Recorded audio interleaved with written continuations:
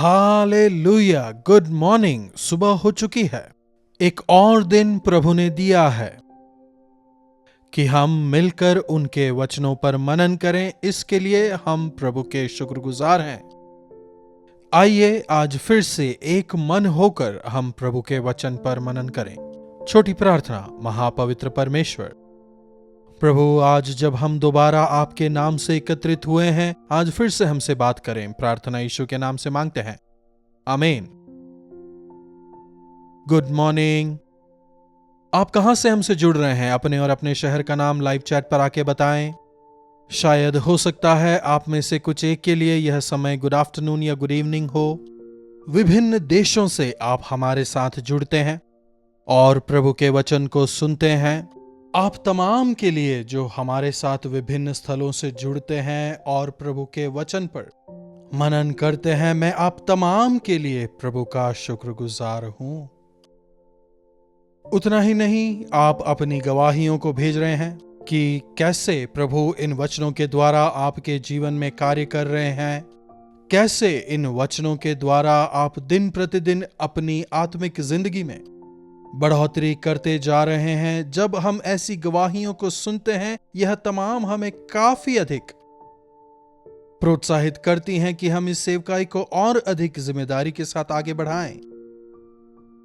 आज प्रातः मनन के लिए मैं आपके ध्यान को बाइबल के एक काफी पसंदीदा पुस्तक पर लाना चाहूंगा। एक बात बताएं, कितने लोगों को अय्यूब की पुस्तक पसंद है? आप में से कितनों ने अय्यूब की पुस्तक को पूरा पढ़ा है? शायद आप में से कई लोग कह रहे होंगे कि हां, हमने ना केवल पढ़ा है, कई प्रचार भी हमने उस पर सुने हैं। अय्यूब के जो 42 अध्याय हैं, उन पर मनन करने पर कई आत्मिक सिद्धांतों को हम सीख सकते हैं। मेरी एक आशा है कि दैनिक मनन के इस कार्यक्रम को मैं क्रमबद्ध कर सकूं। लेकिन इसमें समस्या यह है कि आज जो सुनते हैं शायद कल ना सुने, आज सुनने वाले कल सुनेंगे कि नहीं पता। और अगर क्रमबद्ध तरीके से आप ना जुड़े तो हो सकता है आपको पूरा मैसेज समझ में ना आए। यही कारण है कि मैं हर रोज मैसेजेस को खत्म करता हूं, क्योंकि कल हमारे हाथ में नहीं है ना। तो अगर हम अय्यूब की पुस्तक को ध्यान से पढ़ेंगे, उसके 42 अध्यायों को एक एक अध्याय पर जब हम मनन करेंगे, विभिन्न सिद्धांतों को हम सीखने पाएंगे। पहले अध्याय को जब हम पढ़ते हैं, अय्यूब की स्थिति हमें समझ आती है। अय्यूब कितना धनवान था और अचानक उसके परिवार में संकट आ जाता है। दूसरे अध्याय में हम देख सकते हैं कि अय्यूब की परीक्षा शैतान ने दोबारा कैसे की। शैतान प्रभु के सामने जाता है और कहता है, आपने उसका स्वास्थ्य ठीक रखा है ना, इसीलिए वो आपकी निंदा नहीं कर रहा, वो भी छीन लीजिए। फिर यहां उसका स्वास्थ्य भी चला जाता है। लेकिन तीसरे अध्याय से लेके 41वें अध्याय तक इस बात पर गौर करना हमारे लिए काफी आवश्यक है। 42वें अध्याय में हम देख सकते हैं प्रभु उसे दोबारा स्थापित करते हैं, दुगनी आशीषों से उसे मामूर करते हैं। तीसरे अध्याय से लेकर 41वें अध्याय तक क्या घटित होता है, यदि हम क्रमानुसार पढ़ें तो हमें समझ आएगा। दूसरे अध्याय की 11वीं आयत पढ़ना चाहूंगा। देखिए, तब तेमानी एलीपज और शूही बिल्दद और नामाती सोपर अय्यूब के इन 3 मित्रों ने इस सब विपत्ति का समाचार पाया जो अय्यूब पर पड़ी थी। तब वे आपस में यह ठान कर कि हम अय्यूब के पास जाकर उसके संग विलाप करेंगे और उसको शांति देंगे, अपने अपने यहां से उसके पास चले। फिर आगे हम इन तीनों के बीच के बातचीत को, डिस्कशन को हम वहां देखते हैं। ये जो 3 मित्र थे, एलीपज, बिल्दद और सोपर, यह तीनों दोस्त शायद बिजनेस पार्टनर्स हों या फिर शायद उसके बेस्ट फ्रेंड्स हों। उनके संभाषण से हम यह समझ सकते हैं कि ये तीनों अय्यूब के काफी करीबी मित्र रहे होंगे। फ्रेंड्स, क्या आपके दोस्त हैं? कैसे हैं आपके दोस्त? किन लोगों को आपने अपना दोस्त बनाया है? कई बार हम अविश्वासियों से दोस्ती की वजह से अपने विश्वास को खो देते हैं। कई लोगों को लगता है कि अपने से निम्नतर लोगों से दोस्ती करना सहज है, मतलब अपने से निचले स्तर के लोगों से दोस्ती करें तो उन पर डोमिनेट करना आसान हो जाएगा। ऐसी सोच रखने वाले जीवन में कुछ नहीं सीख सकते। दरअसल यदि हम अपने से उच्च स्तर पर काबिज व्यक्ति से दोस्ती करें तो शायद हम भी उस स्थिति तक पहुंच पाएं। बेहतर कौन है, बड़ा कौन है, अगर पूछें तो मनुष्यों में बेहतर या बड़ा कोई नहीं। वचन हमें बताता है कि वे जो ऊपर से उतरे हैं वे ही बेहतर और बड़े हैं। और वे कौन हैं? हमारे प्रभु यीशु मसीह। उन्हीं से प्रेम रखें। अब्राहम ने परमेश्वर से प्रेम किया, मूसा परमेश्वर से प्रेम करता है। इसीलिए मनुष्यों की निराशाजनक बातों को सुनकर अब्राहम निराश नहीं हुआ। इतना अधिक क्रोध दिलाने वाले लोगों की अगुवाई मूसा करता रहा, लेकिन खुद हार नहीं मानी। इस संसार में जब हम शैतान की परीक्षाओं का सामना करते हैं, हमें सलाह की आवश्यकता है, परखने की हमें आवश्यकता है। देखिए, कुछ भी सीखने का कोई भी अंत नहीं होता। हमेशा हम सीख सकते हैं और प्रभु हमें सिखाते ही रहते हैं। जीवन की अंतिम सांस तक हम कुछ ना कुछ नया सीखते रह ही सकते हैं ताकि उनका प्रयोग किया जा सके। जब आप कुछ नया सीखते हैं तभी दूसरों को नया सिखा सकते हैं। जब धैर्य रखना सीखेंगे तभी धैर्य रखना सिखा पाएंगे। जब आप प्रेम करना सीखेंगे तभी आप प्रेम करना सिखा पाएंगे। जब कष्ट सहेंगे तभी कष्ट सहने को आप सिखा पाएंगे। और यह सब चीजें हमें कहां से सीखनी है? हमें प्रभु से यह सीखना है, मनुष्यों से नहीं, बल्कि हमें प्रभु से सीखना है। यहां अय्यूब के जो मित्र हैं उनकी स्थिति किसी भी प्रकार से अय्यूब से बेहतर नहीं है। अय्यूब परमेश्वर से प्रेम करता था, प्रभु का भय मानता था और सच्चाई से जीता था। हर विषय में अय्यूब ने प्रभु की प्रशंसा को हासिल किया था। मित्रों के विषय ऐसा कुछ नहीं लिखा। वहीं अय्यूब के विषय में वचन में क्या लिखा है?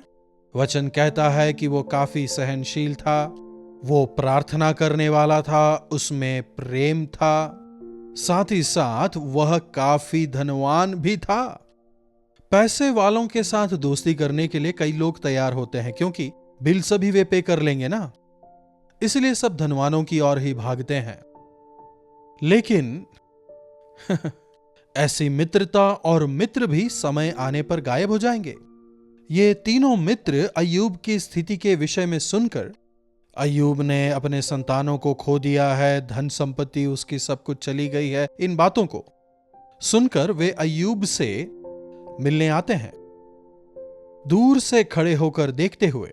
दरअसल वे अय्यूब की हालत को पहचान ही नहीं पाए।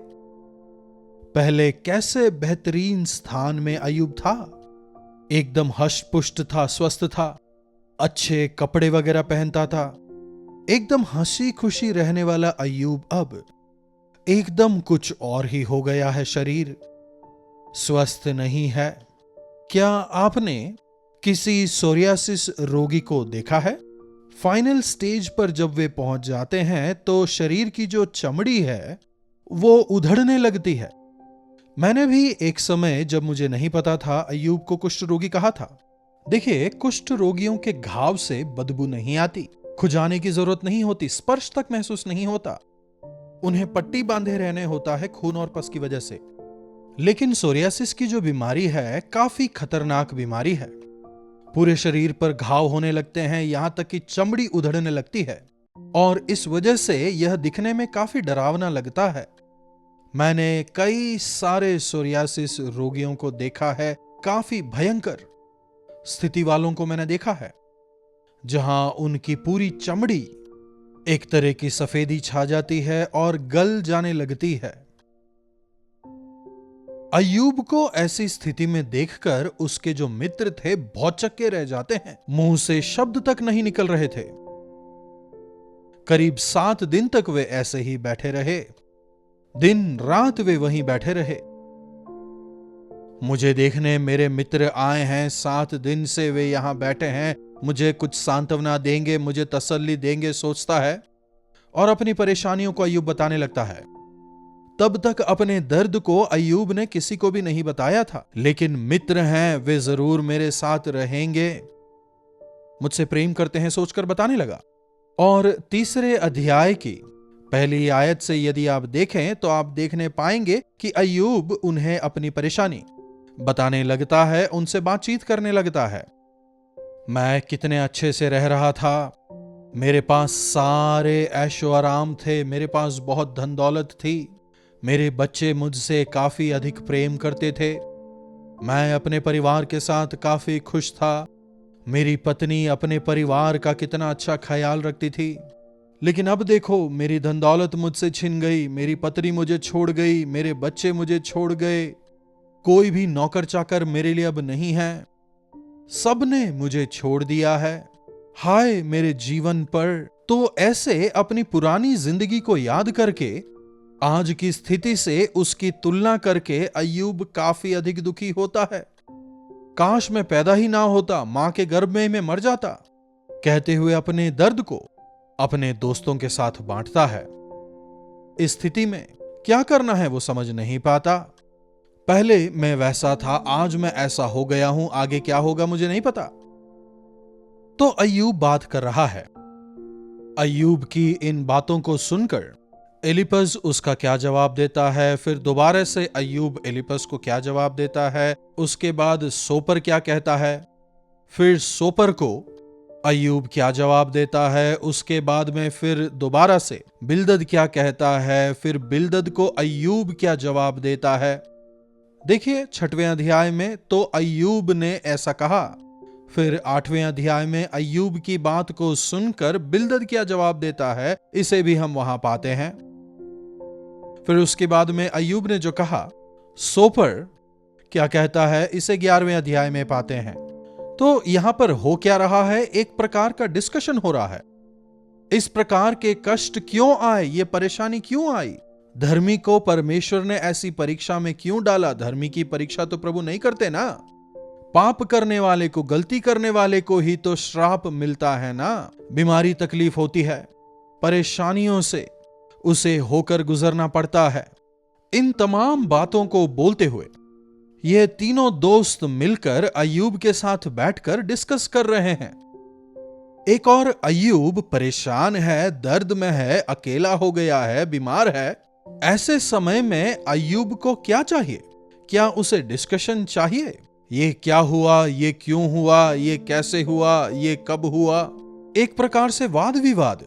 अरे आज तू यदि इस समस्या में है, मतलब तूने जरूर कोई पाप किया होगा, शायद तू भूल गया। तो ये तीनों दोस्त मिलकर अय्यूब के साथ बिना सर पैर की बात कर रहे हैं। तीनों मित्र मिलकर अय्यूब को तसल्ली नहीं दे रहे, लेकिन उसके घावों को और कुरेद रहे हैं, ऐसा लगता है। मनुष्य हमारे घावों को ठीक नहीं कर सकते, केवल वे बढ़ा ही सकते हैं। इंसानों से तसल्ली की उम्मीद ना करें। आपकी समस्या का समाधान मनुष्यों के पास नहीं है, इसीलिए मनुष्यों से समाधान की अपेक्षा ना करें। आपकी समस्या के समाधान केवल यीशु मसीह हैं। आपकी समस्या का समाधान केवल यीशु के पास है। आपको तसल्ली केवल प्रभु यीशु मसीह ही दे सकते हैं। इसीलिए अपनी समस्या को जाकर इंसानों को ना बताएं। आप सोचते हैं कि वे कोई ना कोई समाधान बताएंगे, आप दिल की गहराई से, सच्चाई से उन्हें बताते हैं। यहां हम देख रहे हैं ना, अय्यूब दिल खोलकर अपनी बात कहता है। अंत के आते आते वो डिस्कशन जो था वो एक डिबेट में बदल जाता है, एक वाद विवाद। जरूर तूने ये किया होगा, जरूर तूने वो किया होगा, दोषारोपण, तूने जरूर कोई पाप किया होगा इसीलिए तुझे श्राप मिला है। नहीं नहीं, मैंने कुछ भी नहीं किया, मैं धर्मी हूं। इस प्रकार अपने कटाक्षों से वो अय्यूब को और बाधित कर रहे थे। बाइबल में एक वचन है, मूर्खों की संगति हमें भी मूर्ख बना देती है। बुद्धिहीनों को तुम समझाने मत जाओ, क्योंकि उसे समझाने के लिए तुम्हें भी उस हद तक जाना होगा। अय्यूब को तसल्ली देने आए उसके दोस्त अय्यूब के साथ शुरुआत डिस्कशन से करते हैं और फिर उस पर दोषारोपण करने लगते हैं। अंततः हमें नहीं पता, तू कैसे भी जा, कहते हुए, हां आया बड़ा धर्मी, अपने आप को बड़ा धर्मी धर्मी कहता है, लेकिन देखो, कहते हुए नीचा दिखाते हैं। वचन बताता है, कितनी बार आपके जीवनों में गए तो थे तसल्ली पाने, कुछ सांत्वना पाने, कोई अगुवाई पाने, लेकिन अंततः ना केवल समय बर्बाद हुआ, जो थोड़ी बहुत शांति तसल्ली थी उससे भी उन लोगों की वजह से आपने खो दिया। जब अय्यूब ऐसी परिस्थिति में था, प्रभु से बात करते हैं। आपकी तकलीफ को आप प्रभु को बताएं। प्रभु आपको तसल्ली देंगे और आपके विरोधियों को प्रभु अपने अधीन लाएंगे। ना केवल आपके सामने जो सवाल हैं वे आपके सवालों के उत्तर देंगे, वे लोग जो आपको समझ नहीं पा रहे, आपके द्वारा प्रभु उन्हें भी समझाएंगे। बस केवल इतना कि प्रभु पर विश्वास करें, मनुष्यों पर भरोसा ना करें, उनकी तसल्ली ना खोजें। मत सोचें कि आपके सवालों का कोई जवाब उनके पास है। जीवन में आई विषम परिस्थितियों को जब हम समझ नहीं पाते, उसकी अनुमति देने वाले परमेश्वर के पास में आप जाएं। उनके सामने घुटनों पर आकर यदि प्रार्थना करना आप सीख लें, दोगुनी आशीष हम पाएंगे। जो कुछ हमने खोया दुगनी आशीष पाएंगे। जीवन की समस्याओं का समाधान हमने कैसे पाया? अपने जीवन की सीख से हम कईयों को सिखा पाएंगे, गवाह होकर जीने पाएंगे। प्रार्थना। महापवित्र पिता परमेश्वर, प्रभु आज आपने हमें अय्यूब के जीवन से सिखाया। प्रभु हां, इंसान होने के नाते कई बार हम समस्याओं के समाधानों को अपने जान पहचान वालों से, अपने मित्रों से, जिन पर हम यकीन करते हैं, तलाशने लगते हैं।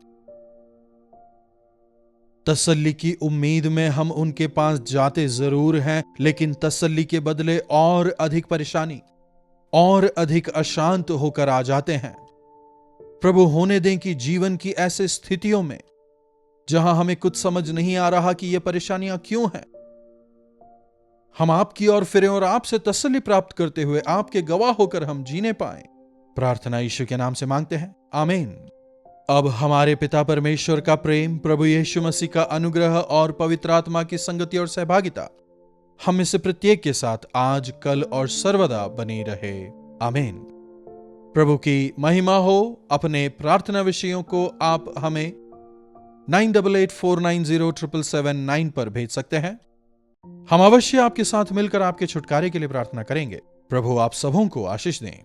कल्वरी दर्शन, ये है प्रेम के दर्शन, यीशु प्रेम के दर्शन।